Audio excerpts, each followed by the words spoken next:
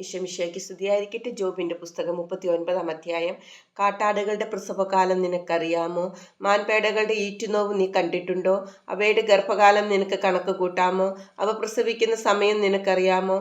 എപ്പോൾ അവ കുഞ്ഞുങ്ങളെ പ്രസവിക്കുകയും അവയുടെ നോവ് നിലയ്ക്കുകയും ചെയ്യുന്നു. അവയുടെ കുഞ്ഞുങ്ങൾ ബലപ്പെട്ട് വിജന സ്ഥലത്ത് വളരുന്നു.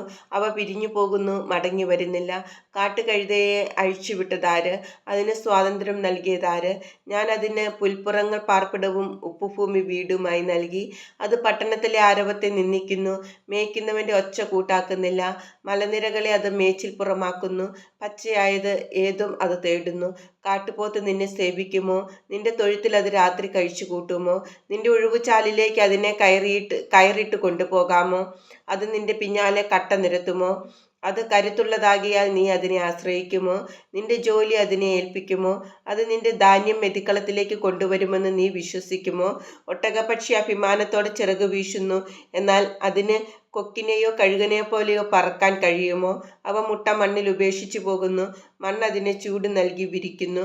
ചവിട്ടുകൊണ്ട് അത് ഉടഞ്ഞു പോയേക്കുമെന്നോ വന്യമൃഗം അവയെ ചവിട്ടി തേക്കുമെന്നോ അത് ഓർക്കുന്നില്ല. അത് കുഞ്ഞുങ്ങളോട് ക്രൂരമായി പെരുമാറുന്നു, അത് കണ്ടാൽ അവ അതിൻ്റെതല്ലെന്ന് തോന്നും. ഈറ്റുനോവ് പാഴായിപ്പോയാലും അതിനൊന്നുമില്ല, എന്തെന്നാൽ ദൈവം അതിന് ജ്ഞാനം നൽകിയില്ല, വിവേകത്തിൽ പങ്കും കൊടുത്തില്ല. ഉണർവോടെ പായുമ്പോൾ അത് കുതിരയെയും കുതിരക്കാരനെയും പിന്തള്ളുന്നു. കുതിരയ്ക്ക് കരുത്ത് കൊടുക്കുന്നത് നീയാണോ? അതിൻ്റെ കഴുത്തിൽ ശക്തി ധരിപ്പിച്ചത് നീയോ? അതിനെ വെട്ടുക്കിളിയെപ്പോലെ ചാടിക്കുന്നത് നീയോ? അതിൻ്റെ ശക്തിയേറിയ ചീറ്റൽ ഭയജനകമാണ്.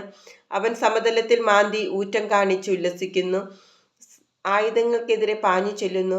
അവൻ ഭയത്തെ പുച്ഛിക്കുന്നു, സംഭീതനാകുന്നില്ല. അവൻ വാളിൽ നിന്ന് പിന്തിരിഞ്ഞോടുന്നില്ല. അവൻ്റെ മേൽ ആവനാഴിയും മിന്നുന്ന കുന്തവും ശൂലവും കിലുകിലുങ്ങുന്നു. അവൻ ഉഗ്രതയും കോപവും പൂണ്ട് ദൂരം പിന്നിടുന്നു. കാഹളനാദം കേട്ടാൽ നിശ്ചലനായി നിൽക്കാൻ അവന് കഴിയുകയില്ല. കാഹളം കേൾക്കുമ്പോൾ അവൻ ഘോഷാരവം മുഴക്കുന്നു. അവൻ അകലെ നിന്ന് തന്നെ യുദ്ധം മണത്തറിയുന്നു. സൈന്യാധിപന്മാരുടെ അട്ടഹാസവും ആജ്ഞാസ്വരവും തിരിച്ചറിയുന്നു.